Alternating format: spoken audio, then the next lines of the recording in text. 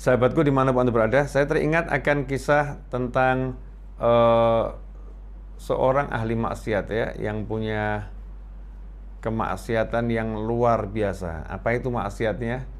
Pembunuh.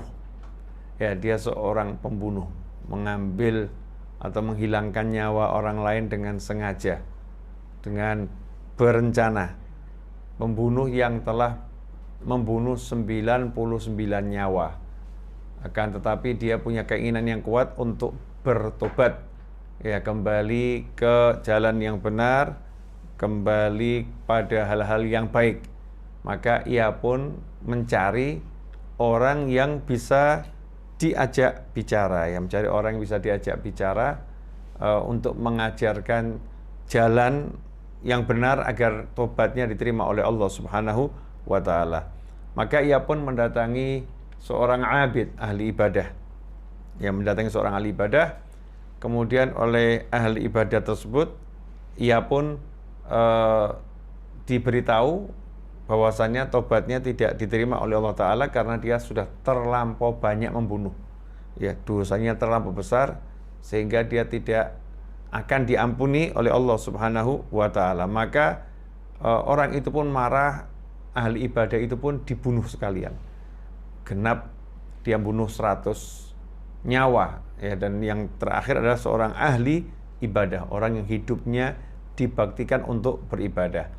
Nah, setelah membunuh 100 orang dan yang terakhir genap itu ahli ibadah, yang menarik dari kisah ini adalah orang tersebut tidak berputus asa dari rahmatnya Allah Subhanahu wa taala, meskipun pada kesempatan yang terakhir tadi dia sudah dibuat putus asa. Ya, dia sudah dibuat menyerahlah kamu, nggak mungkin kamu dapat ampunan karena kamu sudah terlampau banyak membunuh. Tetapi ia pantang menyerah, ya, ia pantang menyerah. Maka ia pun mencari ahli agama yang berikutnya, dan ia mendatangi seorang yang alim, seorang yang berilmu. Maka seorang yang alim tadi ketika diceritakan dia telah membunuh 99 orang plus 100, yang ke 100 adalah ahli ibadah, maka orang alim tadi mengatakan tobatmu diterima oleh Allah Ta'ala asalkan kamu betul-betul berniat tidak mengulangi perbuatanmu tersebut, ya, kamu menyesal dan berniat tidak mengulanginya. Maka pembunuh tadi pun yang bertobat senang, ya, senang karena tobatnya insya Allah diterima.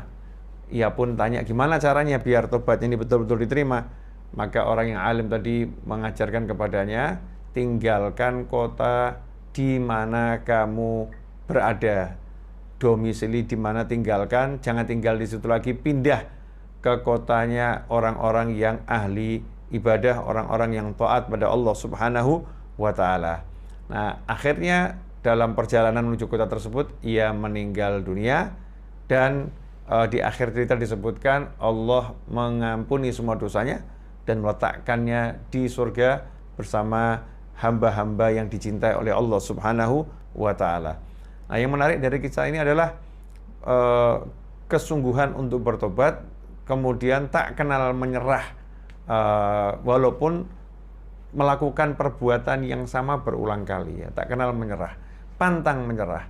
Maka kita jangan pernah menyerah untuk mendapatkan rahmatnya Allah Ta'ala, jangan pernah menyerah untuk mendapatkan ampunannya Allah Ta'ala, jangan pernah menyerah untuk mendapatkan surganya Allah Ta'ala. Sebesar apapun, ya, kesalahan kita, sebesar apapun dosa kita, sebesar apapun keburukan kita, jangan pernah menyerah untuk mendapatkan ampunan Allah, kasih sayang Allah, surganya Allah, dan perlindungan dari siksa api neraka. Karena Allah maha mencintai, Allah maha menyayangi, Allah maha pengampun, ya, Allah maha menerima tobat, Allah maha mendekat, ya, Allah maha dekat, ya, Allah maha baik. Maka kalau kita punya keinginan untuk mendekat, sesungguhnya Allah rahmatnya menghampiri kita lebih cepat dari langkah kita, ampunannya menghampiri kita lebih cepat daripada langkah kita. Karena itu pantang bagi seorang mukmin untuk menyerah dari ampunannya Allah Ta'ala.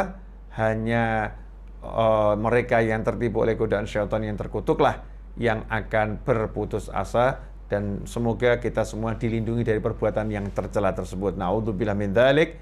Maka yuk kita kejar ampunannya Allah Ta'ala dengan semangat yang tinggi. Kita kejar surganya Allah Ta'ala dengan semangat yang tinggi. Jangan pernah menyerah. Dan juga ada pelajaran yang baik dalam kisah tersebut, yaitu untuk mendapatkan tobat, ya datangi orang yang tepat. Ya, datangi orang yang tepat.